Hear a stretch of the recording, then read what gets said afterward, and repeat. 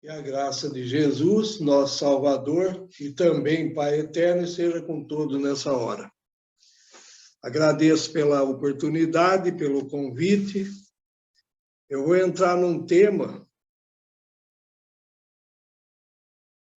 sobre a igreja dormir, né? Num tempo perigoso, mas falando de uma igreja no passado. Na terça passada, a irmã Madalena leu um texto semelhante aqui, falando de Jesus no Getsêmani. E eu quero entrar num outro aspecto desse mesmo assunto, focalizando a situação da igreja no passado e como nós devemos estar hoje. Então, no capítulo 26 de Mateus, e o verso 36 em diante, bem conhecido o tema, e que esse assunto, então, possa fazer efeito em nossas vidas e que o Espírito Santo possa nos iluminar. Diz assim: então chegou Jesus com eles, né, com os discípulos, a um lugar chamado Getsêmani, e disse a seus discípulos: assentai-vos aqui, enquanto vou além orar. E levando consigo Pedro e os dois filhos de Zebedeu, começou a entristecer-se e a angustiar-se muito. Então lhes disse: a minha alma está cheia de tristeza até a morte. Ficai aqui e velai comigo. E indo um pouco mais para adiante, prostrou-se sobre o seu rosto, orando e dizendo: meu Pai, se é possível, passe de mim esse cálice, todavia não seja como eu quero, mas como tu queres. E voltando para os seus discípulos, achou-os adormecidos e disse a Pedro: então nem um pouco, nem uma hora pudesse velar comigo? Vigiai e orai, para que não entres em tentação. Na verdade, o espírito está pronto, mas a carne é fraca. E indo segunda vez orou, dizendo: Pai meu, se esse cálice não pode passar de mim, sem eu o beber, faça-se a tua vontade. E voltando, achou-os outra vez adormecido, porque seus olhos estavam carregados. E deixando de novo, foi orar pela terceira vez, dizendo a mesma palavra que ele havia dito antes: Pai, se possível, passe de mim esse cálice. Então chegou junto dos seus discípulos e disse-lhe: dormi agora e repousai. Eis que é chegada a hora e o Filho do Homem será entregue na mão dos pecadores. Levantai-vos, partamos, eis que é chegado o que me trai. Então, foi bem explicado, né, na terça passada esse assunto aqui, e eu queria destacar outros aspectos, como eu acabei de falar, que muitas vezes a gente lê e não percebe. Eu mesmo fiquei pensando agora, a gente já leu lá atrás, já falou sobre isso, e aí eu percebi que Jesus vai com os 11, fala para eles ficar num determinado lugar, fala para eles assentar-vos aqui enquanto eu vou além. Aí, no ele ir além, ele leva Pedro e os dois filhos de Zebedeu. Aí, por que eu falei 11? Porque lá no final do verso, que nós acabamos de ler, diz assim: levantai-vos, partamos, eis que é chegado o que me trai. Então, Judas não estava com eles ali. Ele arrumou um jeito de sair de perto, depois daquela cerimônia da Páscoa, depois da Santa Ceia, que foi instituída no lugar. E aí, então, ele foi lá ter com o sacerdote. Foi quando ele vende Cristo por 30 moedas de prata.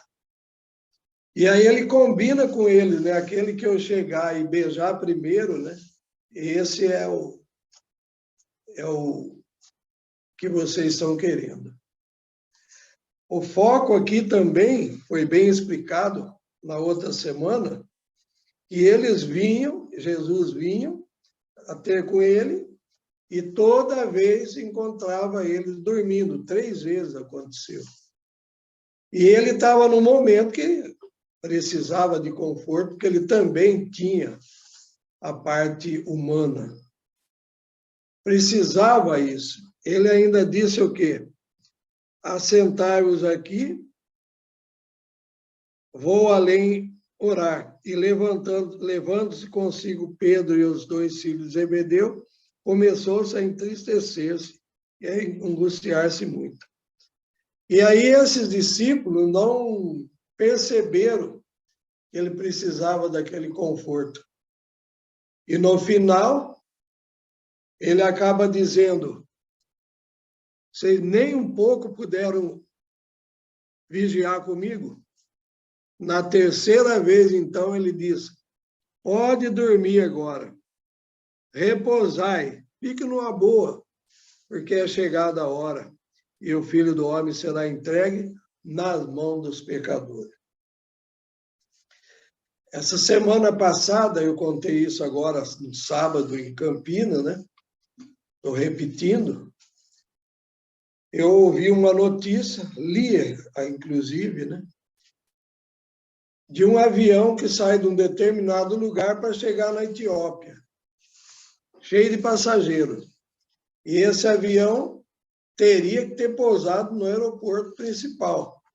Mas os pilotos dormiram.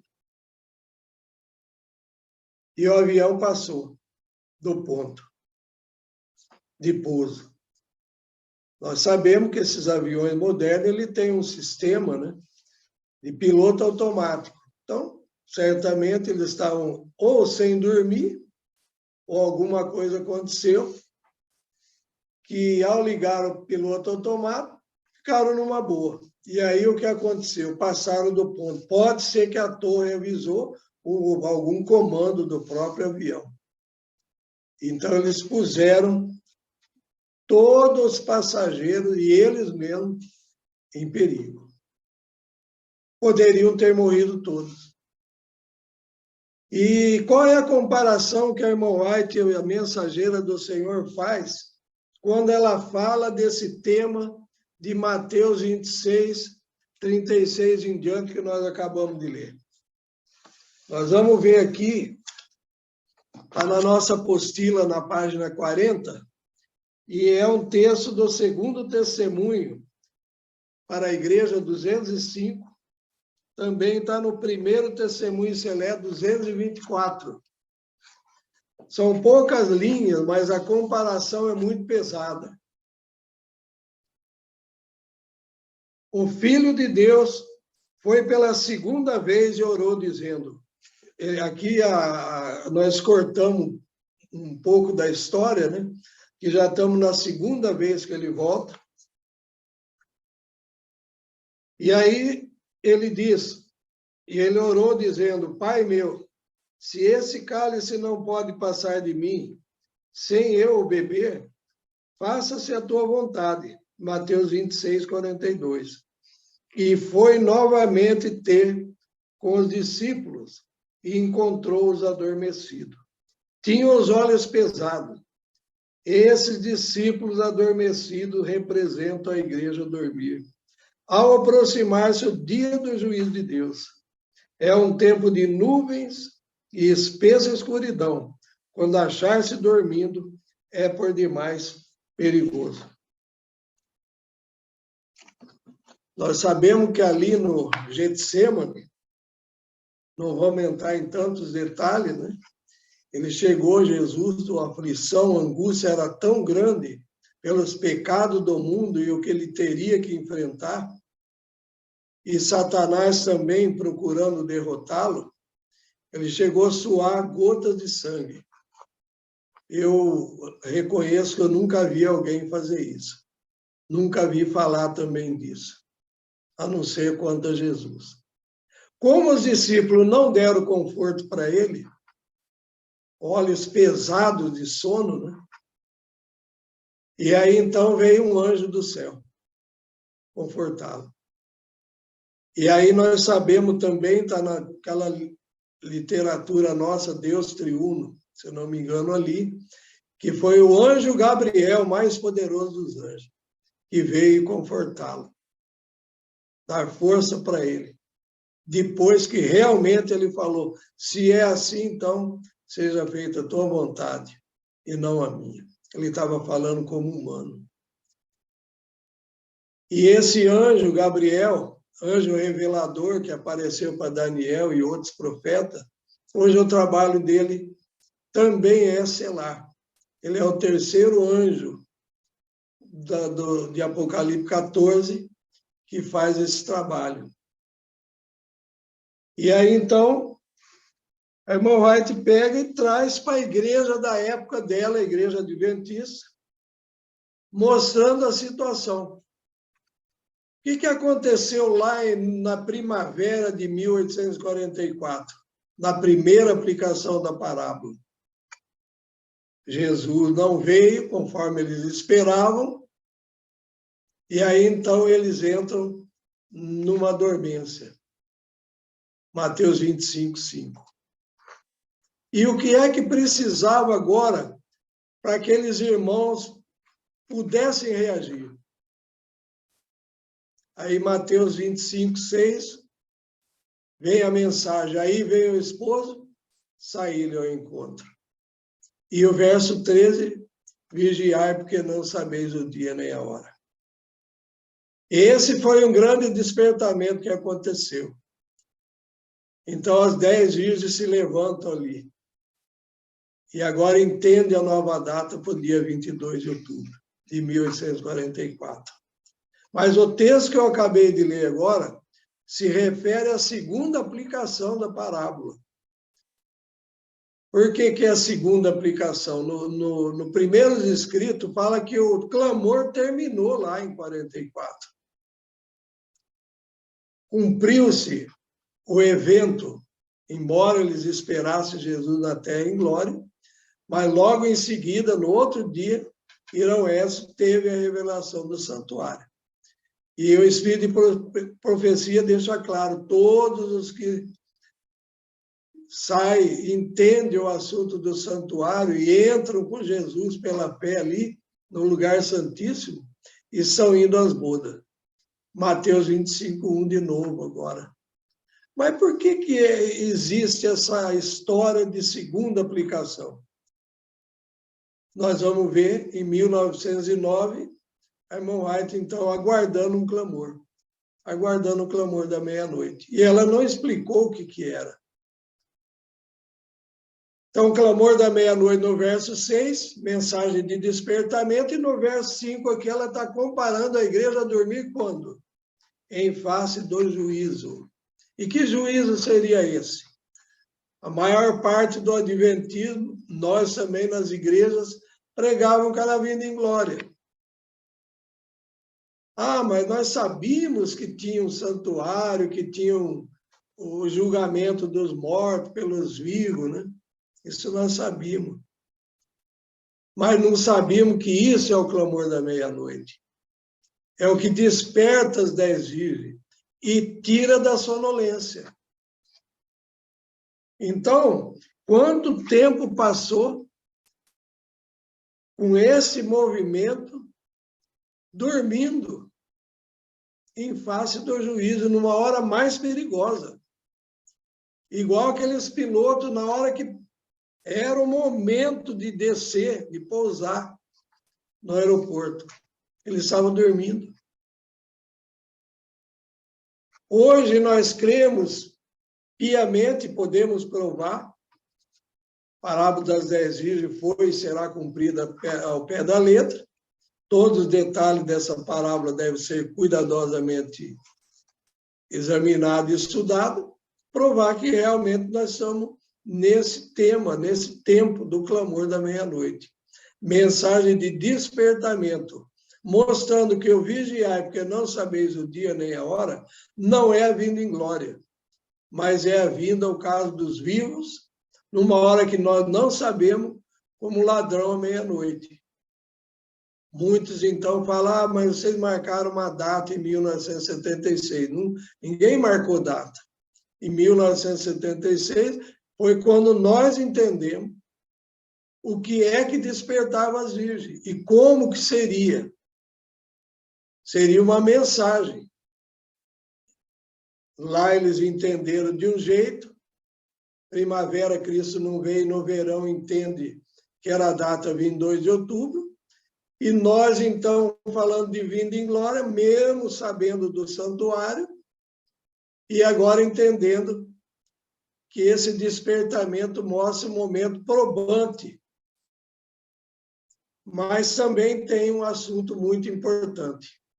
Nós não vamos ler porque tomaria muito tempo. Na apostila nossa, na parábola das 10 virgens, nós deixamos bem claro esse tema. Muitos, cansando-se de vigiar, bem agora, num tempo de solene, volvem as atrações ao mundo. E aí, quando que essa classe vai despertar? Despertar quando for tarde demais. Volta a dormir de novo, numa boa, numa mensagem de paz e segurança, embora não falando isso, mas vivendo assim.